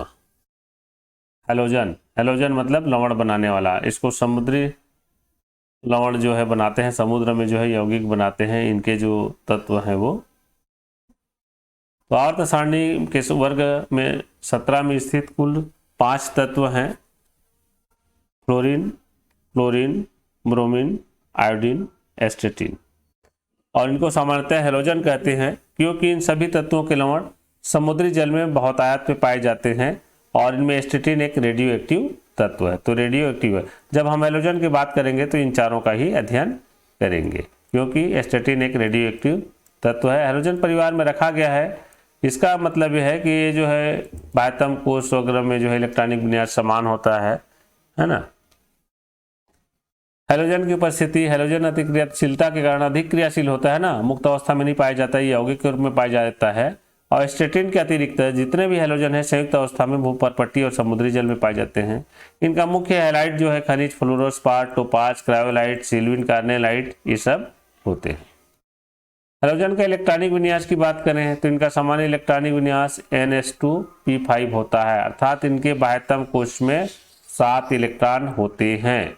ठीक है, बाह्यतम कोश में 7 इलेक्ट्रॉन होते हैं और इन सब का इलेक्ट्रॉनिक विन्यास जो है इस प्रकार से है। देखिए क्लोरीन का परमाणु क्रमांक 9, 18 जोड़ दो 8 जोड़ दो 17, 18 जोड़ दो 35, 35 में 18 जोड़ दो 53, 53 में 32 जोड़ दो 85। तो इस प्रकार से आप इनका परमाणु क्रमांक को निकाल सकते हैं जादुई अंक से। फ्लोरीन, क्लोरीन, ब्रोमीन, आयोडीन, एस्टेटिन याद करना है तो ऐसा कर सकते हो।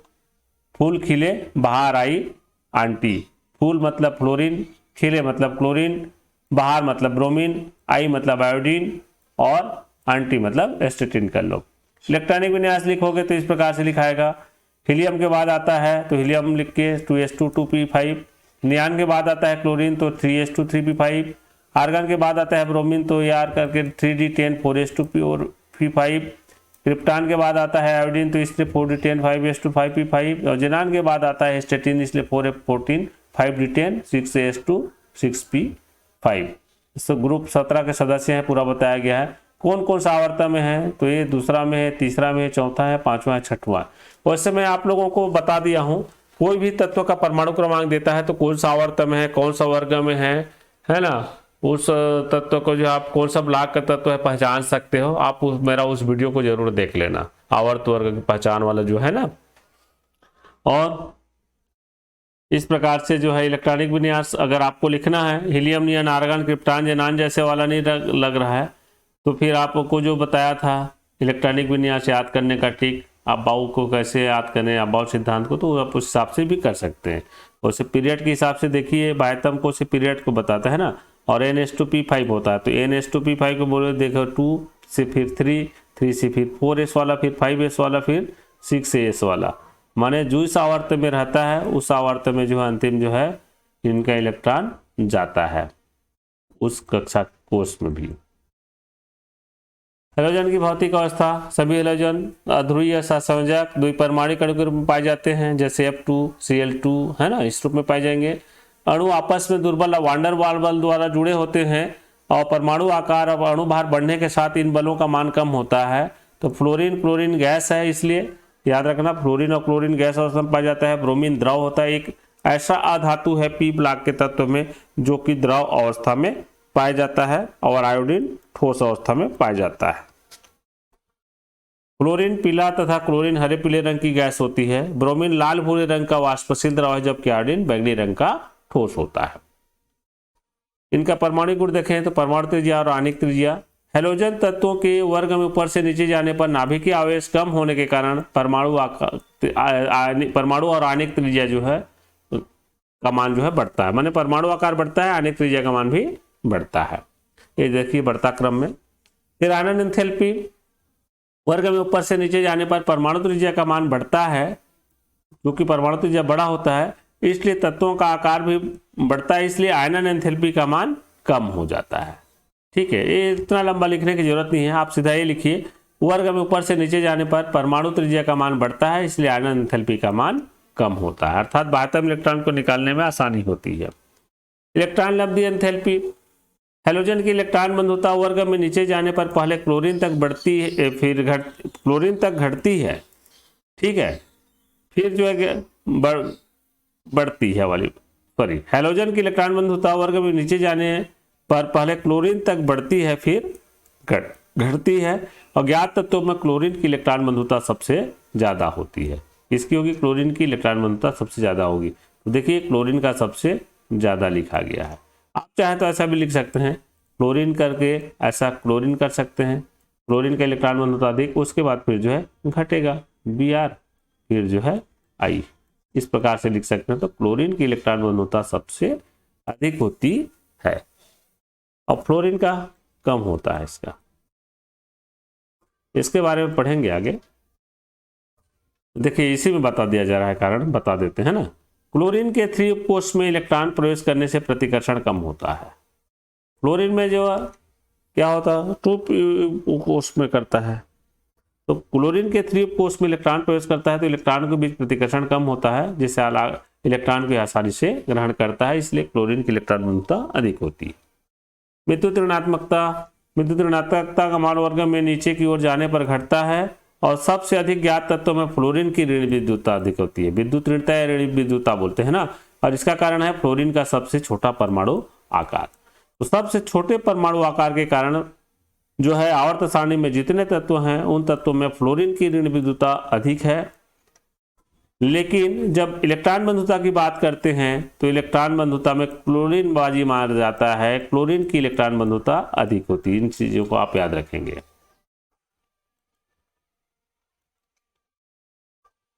ये देखिए घटता क्रम विद्युत ऋणता का। धात्विक गुण, हैलोजन परिवार के सभी तत्व अधातु हैं, सभी के सभी अधातु हैं, है ना। आयोडीन तक, तो वैसे रेडियो एक्टिव तत्व उसको धातु मानेंगे, पोलोनियम को अपवाद है।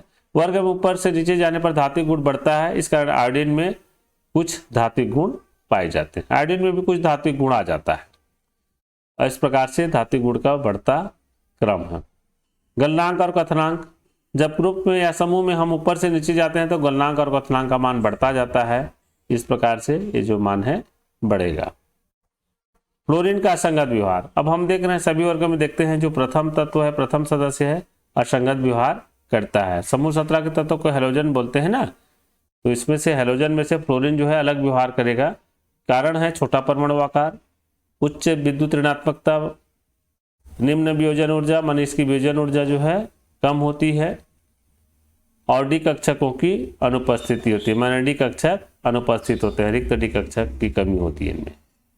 फ्लोरीन का असंगत व्यवहार, तो फ्लोरीन की असंगत व्यवहार अभी हम जो कारण देखे उसी का है, तो उसी से कुछ डिटेल देख लेते हैं। और फ्लोरीन की अधिकतम विद्युत ऋणात्मकता होने का कारण यहाँ पे ये जो है -1 ऑक्सीकरण अवस्था प्रदर्शित करता है। कभी कभी पूछता है -1 ऑक्सीकरण अवस्था प्रदर्शित करता है फ्लोरीन क्यों, तो इसका उत्तर हो जाएगा अधिक ऋण विद्युती होने के कारण, और साथ में इनके पास रिक्त डी कक्षक का अभाव होता है, परमाणु त्रिज्या छोटी होती है।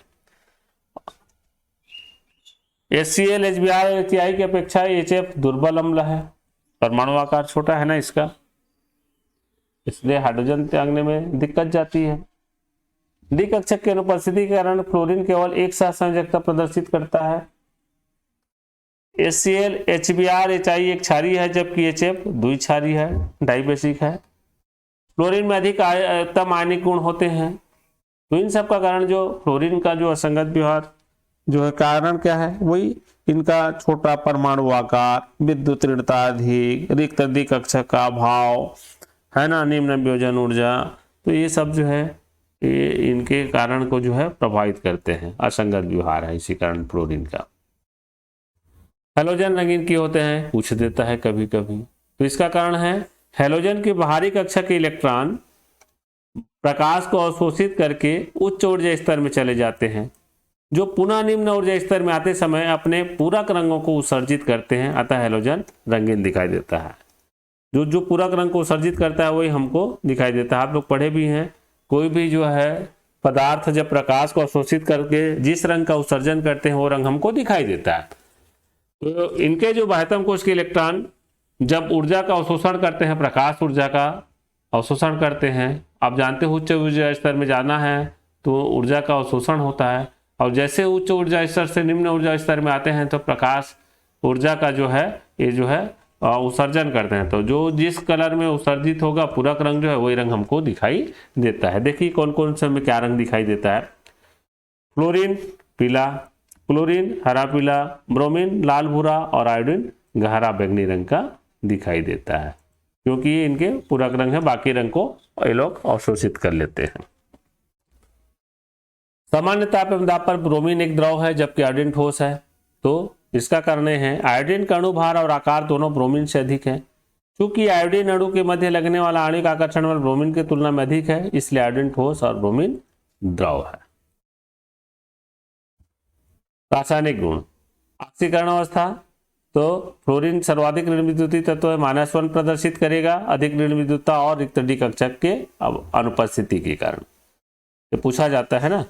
क्लोरीन -1 +3 +5 +7, ब्रोमीन में -1 +3 +5 +7 नहीं करता, परिरक्षण प्रभाव आ जाता है, और परिरक्षण प्रभाव के बारे में आपको बता चुका हूं पहले, है ना, आप समझ चुके हैं। फिर भी एक बार इसको सुन लो कि आंतरिक कक्षक के इलेक्ट्रॉन बाह्य कक्षक के इलेक्ट्रॉन को प्रतिकर्षित करके नाभिकीय आकर्षण बल से रक्षित करते हो, परिरक्षण प्रभाव। आयोडीन का -1 +3 +5 +7। फ्लोरीन सबसे अधिक शक्तिशाली ऑक्सीकारक होता है। इस वर्ग में ऊपर से नीचे जाने पर ऑक्सीकारक शक्ति और क्षमता का मान कम होते जाता है। हाइड्रोजन से क्रिया की बात करें तो ये क्रिया करके अम्लीय हाइड्रोजन हैलाइड बनाते हैं, और हाइड्रोजन के प्रति इसकी हैलोजन की बंधुता ऊपर से नीचे जाने पर बढ़ती जाती है। ये देखिए, और इनका कुछ विशेष गुण है हाइड्रोजन के हैलाइड का, ये अम्लीय हाइड्रोजन हैलाइड का। इनका तो देखिए, तापीय स्थायित्व की बात करें तो सबसे अधिक तापीय स्थायित्व होगा HF का। अब चायक गुण होगा सबसे अधिक HI का। एक क्रम को दे देता है ना, उल्टा पुल्टा करके आप क्रम लिखी करके तो याद रखेंगे। अम्लीयता की बात करें तो सबसे अधिक अम्लीय इनके हाइड्राइड में HI का होगा। क्रियाशीलता की बात करें तो अम्लीयता इसकी अधिक है, HI सबसे अधिक क्रियाशीलता होगा। गलनांक भी HI का सबसे अधिक होगा, क्वथनांक भी HI का सबसे अधिक होगा। तो हाइड्राइड की जो है सामान्य इनकी जो है गुण के बारे में बताया गया है, आप इसको समझ सकते हैं इस प्रकार से। ऑक्सीजन से क्रिया करके जो है ये ऑक्साइड बनाते हैं, लेकिन इनके ऑक्साइड जो है स्थायी या स्थिर नहीं रह पाते हैं। क्लोरीन के जैसे दो ऑक्साइड है OF2 ऑक्साइड बनाते हैं, ऑक्सीजन फ्लोराइड है ना, या ऑक्सीजन डाइफ्लोराइड। इनमें ऑक्सीजन फ्लोराइड जो है स्थायी है, OF2 जो है अधिक स्थायी होता है। धातु से क्रिया तो ये बहुत अधिक क्रियाशील है, इसलिए धातु से तेजी से क्रिया करके धातु हैलाइड बनाते हैं। और एक उदाहरण देखते हैं, देखिए सोडियम धातु से क्रिया करके क्लोरीन जो है सोडियम क्लोराइड बनाता है। हैलोजन के ऑक्सी अम्ल, ऑक्सी अम्ल पूछा जाता है, हैलोजन के दो ऑक्सी अम्लों के नाम लिखिए, संरचना बनाइए करके। तो पहले देख लिए ऑक्सी अम्ल देखें तो यहाँ पे फ्लोरीन केवल एक ऑक्सी अम्ल बनाता है, क्लोरीन 4 ऑक्सी अम्ल बनाता है, ब्रोमीन जो है 3 ऑक्सी और अम्ल, और आयोडीन भी 3 ऑक्सी अम्ल बनाता है। तो आप इस प्रकार से याद कर सकते हैं, ऑक्सी अम्ल का नाम हाइपोहैलस अम्ल, हैलस अम्ल, हैलिक अम्ल, परक्लोरिक अम्ल। ऑक्सीकरण अवस्था हाइपोहैलस अम्ल का +1, हैलस का +2, इसका +3 +4। इसी के आधार पे जो है ये ऑक्सीजन के सापेक्ष से जोड़ दो आप। ये बता रहा है ऑक्सीकरण अवस्था कितना ऑक्सीजन रहेगा, इसमें 1 ऑक्सीजन रहेगा, हैलस में 2 ऑक्सीजन रहेगा, हैलिक में 3 रहेगा, परक्लोरिक में 4 ऑक्सीजन रहेगा। बाकी जो है इनका हाइड्राइड ये चीज जोड़ दोगे सब में, और जिस तत्व का जो हम लिख रहे हैं उस तत्व का नाम लिख दो। केवल ऑक्सीजन को आपको जो है 1 2 3 4 करना है। तो देखिए HFO हाइपोफ्लोरस अम्ल, HClO हाइपोक्लोरस अम्ल, एक ही ऑक्सीजन है HCl करके।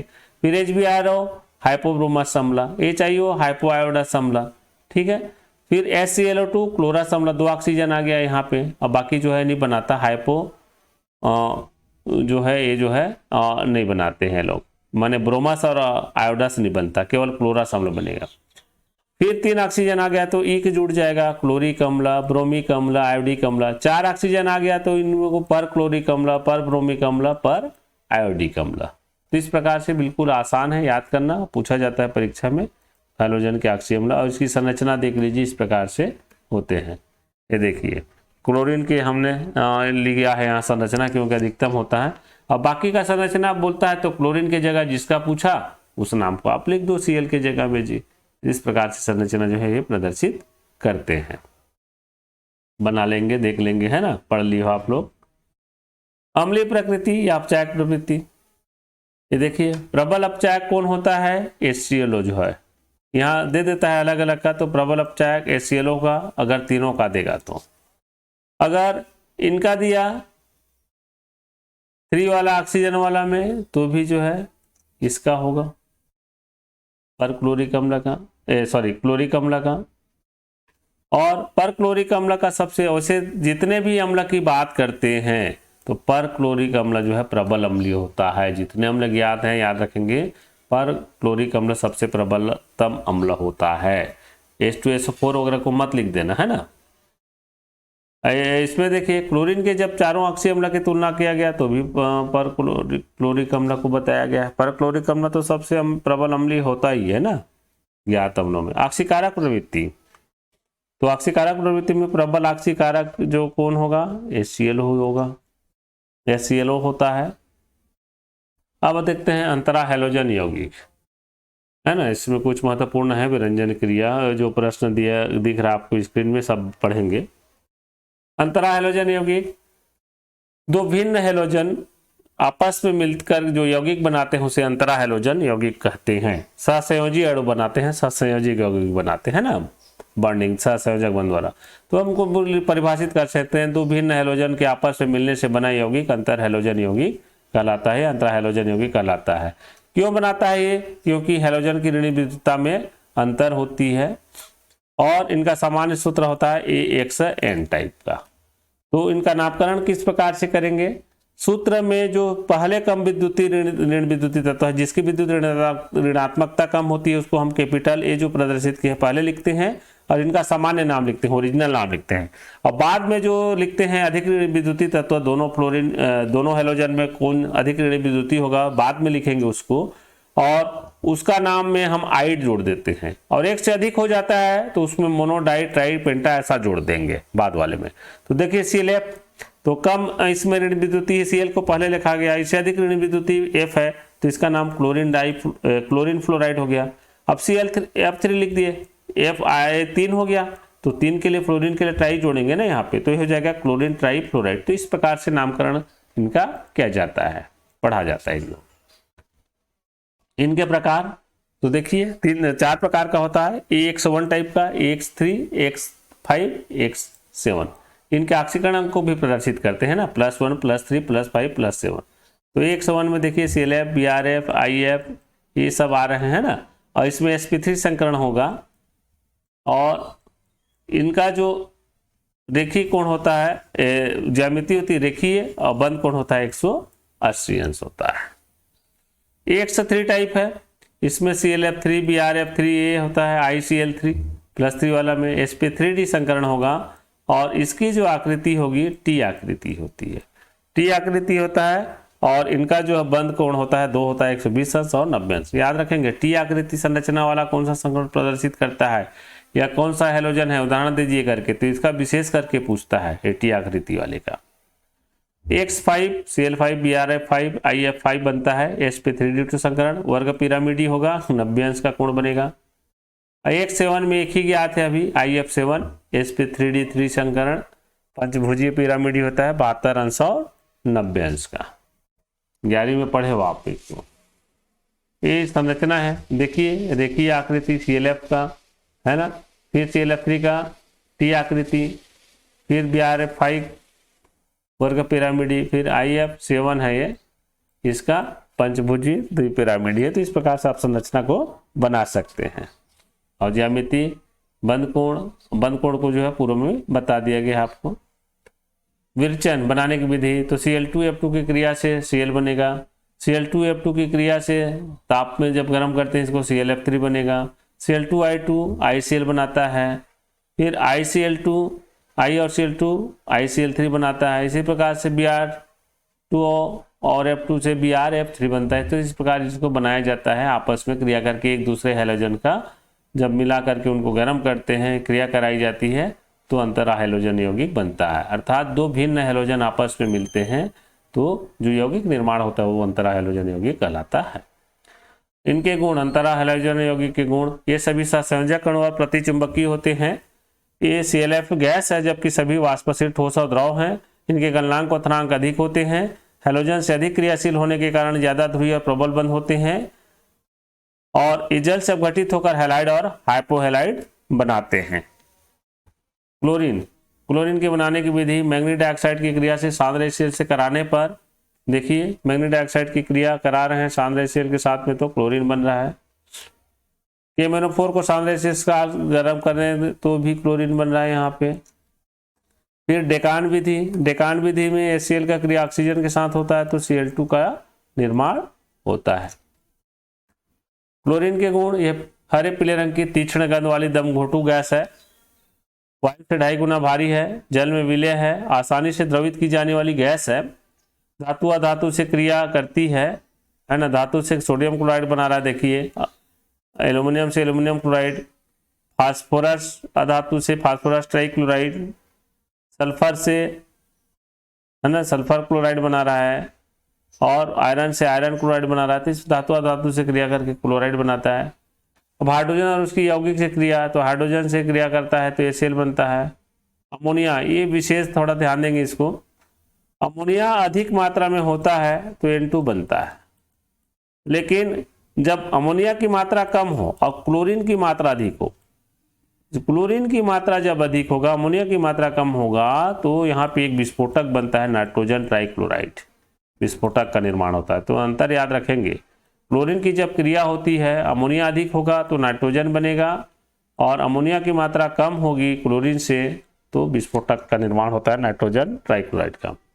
फिर दुर्बल अम्ल के लवण से, तो दुर्बल अम्ल के लवण से जो है इस प्रकार से जो है ये साल्ट बनाता है। क्लोरीन की विरंजन क्रिया महत्वपूर्ण है परीक्षा की दृष्टि से भी।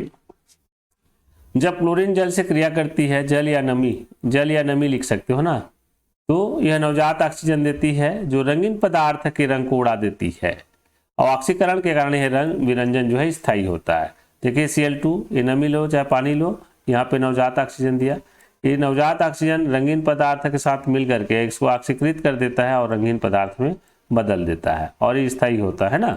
इसके पूर्व हमने देखा था अपचयन वाला देखा था SO2 का, तो अपचयन वाला का पुनः ऑक्सीकरण हो जाता था और रंग आ जाता था। इसमें रंग उड़ गया मतलब पुनः रंग प्राप्त नहीं होगा।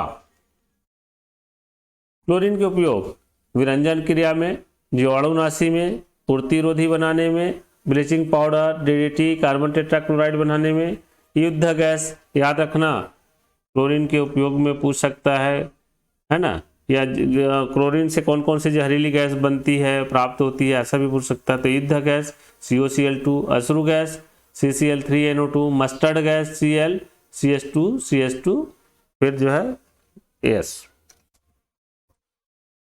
प्राप्य क्लोरीन किसे कहते हैं, एक प्रश्न पूछा जाता है। तो ब्लीचिंग पाउडर की तनु अम्ल की अधिक मात्रा से क्रिया कराने पर 35 से 38% क्लोरीन गैस मुक्त होती है, इसे प्राप्य क्लोरीन कहते हैं, है ना। हमने एंटीक्लोर पढ़ा था, एंटीक्लोर में क्या है, ब्लीचिंग क्रिया में जो क्लोरीन बचती है उस क्लोरीन को हटाने के लिए SO2 मिलाते हैं, पढ़े थे। तो एक्चुअल में जो क्लोरीन जो प्राप्त होती है कहाँ से होती है, ब्लीचिंग पाउडर की तनु अम्ल की क्रिया कराते हैं तो ब्लीचिंग पाउडर की तनु अम्ल की क्रिया से, है ना, और तनु अम्ल की मात्रा अधिक लेंगे तो 35 से 38% क्लोरीन गैस मुक्त होती है, उसको प्राप्य क्लोरीन कहते हैं। इसका समीकरण इस प्रकार से हो जाएगा, देखिए ब्लीचिंग पाउडर का सूत्र COCl2, सल्फ्यूरिक अम्ल तनु अम्ल है, इसकी मात्रा अधिक होगी, है ना, तो यहाँ पे क्लोरीन प्राप्त हो रहा है। ये कितना होगा, 35 से 38% होता है, या इसका ऐसा लिख सकते हैं। कार्बन डाइऑक्साइड का ऐसे तनु अम्ल बोला है तो सल्फ्यूरिक अम्ल की जगह में आप कार्बन डाइऑक्साइड भी लिख सकते हैं, तो भी 35 से 38% क्लोरीन प्राप्त होगा। कोई एक समीकरण को लिखिए, किस हैलोजन द्वारा जल को ऑक्सीजन में ऑक्सीकृत कर दिया जाता है, तो फ्लोरीन द्वारा जो है जल को ऑक्सीजन में ऑक्सीकृत कर दिया जाता है। ये देखिए इस प्रकार से, ये जो फ्लोरीन है ना, फ्लोरीन द्वारा जो है जल को यहाँ पे ऑक्सीजन में ऑक्सीकृत कर दिया गया है। कुछ बेसैली यौगिकों के नाम बताए जो क्लोरीन गैस से बनाए जाते हैं। जो बोल रहा था वही चीज़ है, वहाँ पे बोल दिया था मैं, फार्चिन, अश्रु गैस और मस्टर्ड गैस। CCl2F2 का नाम और उपयोग लिखे तो इसको फ्रियान बोलते हैं या क्लोरोफ्लोरोकार्बन बोलते हैं। इसका उपयोग प्रशीतक में किया जाता है। फ्लोरीन की खोज में देरी के कारण लिखिए, ये पूछा जाता है कई बार। तो पहला कारण, फ्लोरीन अतिक्रियाशील होने के कारण उपयुक्त पात्र नहीं मिला। ये कांच से भी क्रिया करके सिलिकॉन टेट्राफ्लोराइड बना लेती थी, धातु से भी क्रिया कर लेती थी, प्लेटिनम से भी क्रिया करके यौगिक बना लेती थी। और H2F2 जो बनाए भी तो विद्युत का कुचालक था, तो कुचालक होने के कारण इनका विद्युत अपघटन नहीं हो पाया। फिर तीसरा, H2F2 के जलीय विलयन का विद्युत अपघटन करने से फ्लोरीन के स्थान पर ऑक्सीजन गैस प्राप्त हो जाती थी, विद्युत अपघटन नहीं हो पाया। और जब करने का प्रयास किया तो क्या हो गया, ऑक्सीजन गैस प्राप्त हो जाती थी, जबकि फ्लोरीन प्राप्त होना था। तो इस कारण फ्लोरीन की खोज में जो है देरी हो गई। अब आता है 18वें वर्ग की तत्व, उत्कृष्ट गैस जिसको बोलते हैं। इसमें हीलियम, नियान, आर्गन, क्रिप्टॉन, जेनान, रेडान है, सभी गैस हैं, 6 तत्व। आखिरी कक्षा के इनके 8 इलेक्ट्रॉन होने के कारण ये किसी से क्रिया नहीं करते, अर्थात इनका स्टक पूर्ण होते ही स्थायी विन्यास होता है, इसलिए अक्रिय गैस कहते हैं। परंतु यहाँ पे अपवाद है, हीलियम का जो बाह्यतम कोश में 2 इलेक्ट्रॉन होता है ना, हीलियम का बाह्यतम कोश में 2 इलेक्ट्रॉन होता है, इस ऑर्बिटल पूरा भरा हुआ है। परंतु विशेष परिस्थिति में अन्य तत्वों से क्रिया करके यौगिक का निर्माण करती है, इन्हें अतः उत्कृष्ट गैस कहते हैं। जैसे जेनान जो है यौगिक बनाती है, तो जेनान के कारण, अधिक यौगिक बनाने के कारण जो इनको उत्कृष्ट गैस बोला गया है। जेनान इस वर्ग में अधिक यौगिक बनाती है और रेडान के अतिरिक्त सभी वायुमंडल में पाए जाते हैं। देखो ये एक चीज याद रखना, ये रेडान जो है वायुमंडल में नहीं मिलता है, ये नहीं मिलता है वायुमंडल में, इसके अतिरिक्त बाकी सभी जो है वायुमंडल में पाए जाते हैं। और रेडान एक रेडियो सक्रिय तत्व है। 18 वर्ग के तत्व, इलेक्ट्रॉनिक विन्यास देखें तो सामान्य इलेक्ट्रॉनिक विन्यास जो है इनका NH2 NP6 होता है ना, लेकिन अपवाद है इसमें हीलियम का 1s2 होता है, इसको छोड़ दें तो सभी का NH2P6 होगा। और हीलियम के अतिरिक्त सबके बाह्यतम कोश में 8 इलेक्ट्रॉन होते हैं, अर्थात अष्टक पूर्ण होते हैं। ये देखिए हीलियम का बाह्यतम कोश में 2 इलेक्ट्रॉन है, बाकी सबके में जो 8 इलेक्ट्रॉन होते हैं, 2s2 2p6, 3s2 3p6, 4s2 4p6, 5s2 5p6, 3s2 6p6। तो बाह्यतम कोश के सभी में 8 इलेक्ट्रॉन हैं। और इनका परमाणु क्रमांक एक के याद है 2, तो 2 भी याद है तो 8 जोड़ दो, 18 हो गया। फिर 18 10 में 8 जोड़ दो, देखिए 2 में 8 जोड़े तो अगला का मिल गया 18, फिर 8 जोड़े तो 18 आ गया। 18 में फिर 18 जोड़ दो तो इसका आ जाएगा क्रिप्टॉन का 36, 36 में है ना, फिर 18 जोड़ दो तो किसका आ गया, जेनान का, और 54 आ गया। 54 में फिर 32 जोड़ दो तो रेडान का मिल जाएगा 86। ये जादुई ट्रिक में आप इस प्रकार से निकाल सकते हैं समूह के तत्वों का जो है परमाणु क्रमांक को, ठीक है। और जैसा लिखते आ रहे हैं, हीलियम के बाद आता है नियान, तो हीलियम, नियान, आर्गन, क्रिप्टॉन, जेनान, रेडान लिख दिए। तो इस प्रकार के आप इलेक्ट्रॉनिक विन्यास का उपयोग कर सकते हो, या मैं जो बताया हूं अबाउट सिद्धांत उसके आधार पर आप लिख सकते हैं। परमाणु आकार, उत्कृष्ट गैसों में वांडरवाल त्रिज्या होने के कारण परमाणु आकार तुलनात्मक रूप से बड़े होंगे। देखिए सबसे बड़ा परमाणु आकार इसका तुलनात्मक रूप से बड़ा होता है ना, किसी इनका जो है वांडरवाल त्रिज्या होने के कारण जो है। और वर्ग में ऊपर से नीचे जाने पर कक्षों की संख्या बढ़ती है, अतः परमाणु आकार बढ़ता जाता है। इस प्रकार से बढ़ता क्रम है। आयनन एंथैल्पी, अष्टक पूर्ण होने के कारण अर्थात इनका स्थायी विन्यास होने के कारण इलेक्ट्रॉन को बाहर निकालने के लिए अधिक ऊर्जा की आवश्यकता होती है, इसलिए आयनन एंथैल्पी का मान सबसे अधिक होता है, ठीक है। तो ऊपर से नीचे जाएंगे तो आयनन एंथैल्पी का मान कम होते जाता है, आप उसको भी लिख लेंगे। समूह में ऊपर से नीचे जाने पर आयनन एंथैल्पी का मान कम होता है। सबसे ज्यादा अधिक आयनन एंथैल्पी होता है हीलियम का, क्योंकि ये नाभिक के पास होता है, तो लिखा भी गया है। और जब ऊपर से नीचे जाने पर परमाणु आकार बढ़ने के साथ आयनन एंथैल्पी का मान कम होते जाता है। अब इलेक्ट्रॉन लब्धि एंथैल्पी, विद्युत ऋणता, गलनांक और कथनांक देखना है। तो इलेक्ट्रॉन लब्धि एंथैल्पी, इनकी इलेक्ट्रॉन लब्धि एंथैल्पी धनात्मक होती है, इलेक्ट्रॉन बंधुता, क्योंकि स्थायी विन्यास होने के कारण इलेक्ट्रॉन ग्रहण करने के लिए ऊर्जा की आवश्यकता होती है, या हम बोल सकते हैं इनकी जो इलेक्ट्रॉन बंधुता 0 होती है, ऐसा भी बोल सकते हैं। विद्युत ऋणता, हाँ विद्युत ऋणता जो है आखिरी कक्षा में अष्टक पूर्ण होने के कारण ये बंध नहीं बनाते, इसलिए इनकी विद्युत ऋणता 0 होगी। इलेक्ट्रॉन ग्रहण नहीं करते इसलिए विद्युत ऋणता 0 होगी। गलनांक और क्वथनांक, ये एक परमाणु होते हैं इसलिए गलनांक और क्वथनांक अधिक होगा। यहाँ पे अंक मात्रा लगा लेना, एक परमाणु है इसलिए उत्कृष्ट गैसों का गलनांक और क्वथनांक कम होते हैं, और इनका बढ़ता क्रम है गलनांक क्वथनांक का रेडान तक हीलियम से। भौतिक गुण, ये सभी गैसीय अवस्था में होती हैं। स्थायी इलेक्ट्रॉनिक विन्यास होने के कारण एक परमाणु गैस है, ऊपर से नीचे जाने पर आकार बढ़ता है इसलिए वांडरवाल बल बढ़ते हैं, और क्वथनांक का मान भी बढ़ता जाता है, इसलिए क्वथनांक का बढ़ता क्रम इस प्रकार से होगा, हीलियम से ज़ीनान तक बढ़ता क्रम रहेगा। इनका उपयोग, हीलियम का उपयोग, देखिए उत्कृष्ट गैस के उपयोग से भी प्रश्न जो है पूछे जाते हैं, तो पता रहना चाहिए आपको। पहला गुब्बारों में मौसम का पूर्वानुमान लगाने में, दूसरा समुद्री गोताखार ऑक्सीजन के सिलेंडर में H2 और N2 के स्थान पर वर्तमान में He+O2 गैस का मिश्रण करते हैं, क्योंकि He रक्त में कम विलेय है या अविलेय है, बोल सकते हैं कम विलेय है, जबकि नाइट्रोजन जो है रक्त में अधिक विलेय होने के कारण जो है समस्या होती थी, जब गोताखोर बाहर आता था तो शरीर में जो है अकड़न होती थी। तो इस कारण जो है क्या है, हीलियम के साथ ऑक्सीजन गैस का प्रयोग किया जाता है इस मिश्रण में, मतलब ऑक्सीजन गैस के साथ में हीलियम गैस का मिश्रण किया जाता है। नाइट्रोजन के स्थान पर ऑक्सीजन का प्रयोग करते हैं। दमा रोगी श्वसन के लिए He+O2 गैस का मिश्रण करते हैं, तो दमा रोगी को भी ऑक्सीजन के साथ हीलियम का मिश्रण का उपयोग किया जाता है। वायुयान के टायरों में किया जाता है, शीतित नाभिकीय रिएक्टरों में। फिर अनियान का उपयोग विसर्जन ट्यूब प्रतिदीप्त बल्बों में, ग्रीन हाउस और वनस्पति उद्यान के नियान बल्बों में, मतलब नियान बल्बों में नाम से पता चल रहा है, विद्युत उपकरणों में। आर्गन का उपयोग बल्बों में लगे टंगस्टन के फिलामेंट की आयु बढ़ाने में, आर्क वेल्डिंग में, अक्रिय वातावरण उत्पन्न करने में, प्रतिदीप्त नलिका में।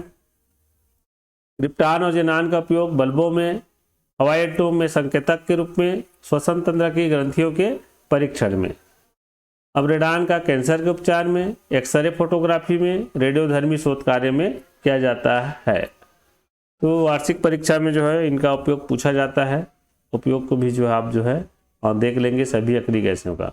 एक xenon fluoride ZeF2, ZeF4, ZeF6 कैसे बनाते हैं करके यहाँ पे बोला था ना, सर्वाधिक यौगिक बनाते हैं, तो उसी के बारे में बताया गया है कि ज़ीनान फ्लोरीन से क्रिया के ज़ीनान फ्लोराइड, F4 से क्रिया करके F2 से क्रिया करके जो है इसकी अधिक मात्रा होगी फ्लोरीन की, तो ZeF4 बनाता है। टेम्परेचर भी अधिक लगेगा, वायुमंडलीय दाब भी अधिक लगेगा, और जब इसी F2 की मात्रा फिर बढ़ा दी जाए और 573 केल्विन 70 बार पर वायुमंडलीय दाब अधिक होगा तो ZeF6 से बनता है, और ZeF6 को हम जो है ZeF4 तथा O2 के मध्य क्रिया कराते बना सकते हैं, तो ZeF6 भी बनता है ZeF4 और O2F2 के साथ। तो ज़ीनान जो है सर्वाधिक यौगिक बनाने वाली माने उत्कृष्ट तत्व है बोलते हैं, इसी के नाम से उसको निष्क्रिय गैस को उत्कृष्ट गैस बोला जाता है, उत्कृष्ट तत्व की श्रेणी में रखा जाता है, क्योंकि ज़ीनान जो है विशेष परिस्थिति में